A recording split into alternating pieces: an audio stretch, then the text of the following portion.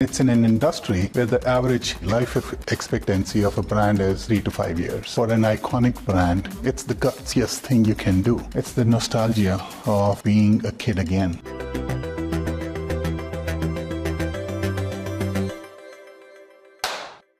Welcome to The Big Question, the series from Euronews where we speak to some of the biggest names in business. I'm Hannah Brown, and today I'm joined by Sanjay Luthra, the Managing Director for Mattel for Europe, Asia and the Middle East. Thank you very much for joining. So let's dive straight in and talk about Barbie. It's an iconic brand, but just talk me through how it was doing financially and the trends you were seeing leading up to the release of the film in 2023. Barbie before the movie, right? Just imagine it's Barbie at 65-year-old is one of the top-selling doll in the toy industry. And it's in an industry where the average life expectancy of a brand is 3 to 5 years. So I think not many people know that when Barbie was created by Mattel's founder, Ruth Handler, she broke the mold. Before that, the dolls were only nurturing dolls, so that, inspiring the girls only to be a mother. And I think rest is history. Since then, it kind of, broke all the records in the toy industry.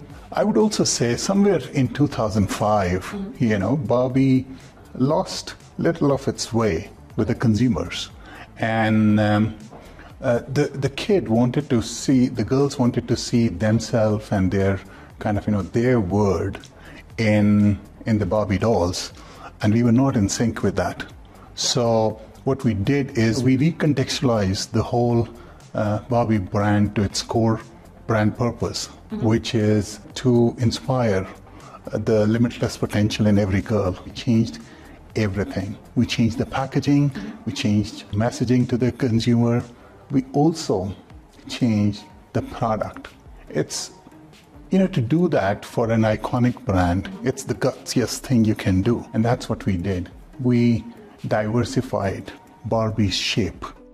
And today, if you look at Barbie, it comes in 180 different forms and shapes. Wow.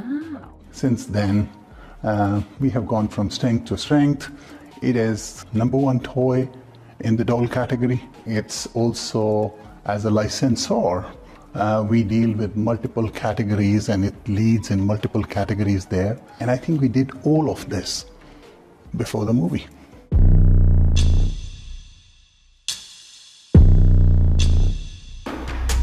So let's talk a little bit about the film. It was the highest grossing film of 2023 and it topped internet searches in the US for movie merch early this year. So since the film, how have you seen the business change?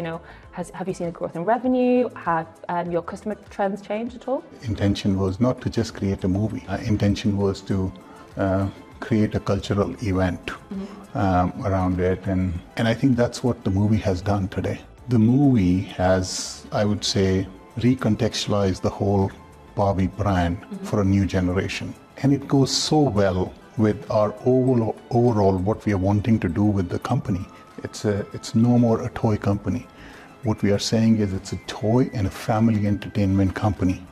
And we want to build a lot of business, films, television, live events, consumer products, digital gaming, all around beyond the toys. And I would also say there is a trend emerging, which is adults and adult fans and collectors who are getting heavily into the toy industry. That segment of industry, right, in US from 2020 to 2022 has grown 3.9 billion. Wow. Even in Europe, during the same period, that industry has grown by 1 billion. Young and adult fans, they want to connect with their childhood memories. They see nostalgia in that. These collectors need much more detailed product. So there is a new trend emerging there. And how do you plan to keep this kind of older demographic engaged going forward? One of our latest offering is Mattel Creations. It's a premium e-commerce site which we have created, and it's largely for all the adult fans and collectors. We are trying to build a community where all these fans and adult fans and collectors can come and share their feedback, talk about, the products and trends, and we are getting phenomenal response out of it. Just imagine, I remember old traditional marketing times when we used to have 1,000 surveys, from our consumers across the country and get the feedback in 4 months later. They are very frank and open because they love the brands. I can give you an example from the movie, I'm Kenneth, right? The hoodie. We saw that it's a great product. We listed it and we thought we'll sell 4,000 to 5,000 units, kind of it's a cool thing. And in first 10 days, Hannah, I can't tell you, we sold 100,000 units. In first 10 days, we have sold more than 200,000 units so far, hoodies. So it's a great example, and that's what we are doing in Mattel Creations. This is one of our fastest growing business right now. And so let's talk a little bit about your role. Yes. You know, I believe Barbie's biggest market is the US, but you cover Europe, Asia, and the Middle East. What are the biggest brands in your territories? EMEA, I would say, is a diverse, but it's a vibrant, I will call it, region. And I'm very excited, right? I love this region, the diversity of it, multi-currency, multi-language, multicultural. So Barbie is the largest brand in our business, and Hot Wheels is a close kind of, number 2 brand. And it's, I would say that Europe as a region is also very games-focused market, so games, and Uno is a massive brand for us. Where is your biggest growing market right now? And UK, Germany, and France, these are the 3 leading markets in the region. And if Turkey and Poland are 2 of our fastest growing markets. And today they're growing at such a massive pace that they will be soon very close to many of the core European countries. As we are talking about the toy industry, right, pre-pandemic to post-pandemic, during the pandemic, the industry grew, 6%. And then for the last 1 year, it has gone back to the pre-pandemic levels. Okay. But Mattel has continuously grown during that time. We have, outpaced the that market growth at a much faster pace. The published numbers are we are growing at, during that period, we have grown at 19%. And finally, on a personal level, what is it that you love about working in the toy industry? It's the nostalgia of being a kid again.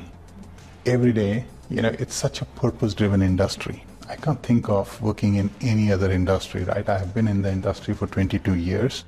One thing I love the most is when I connect with any kid in seconds. That's the beauty, and I love that part of it. Okay, brilliant. Well, thank you so much for your time today. It's been really, really fascinating to chat to you. Anna, it's a pleasure. Thank you very much.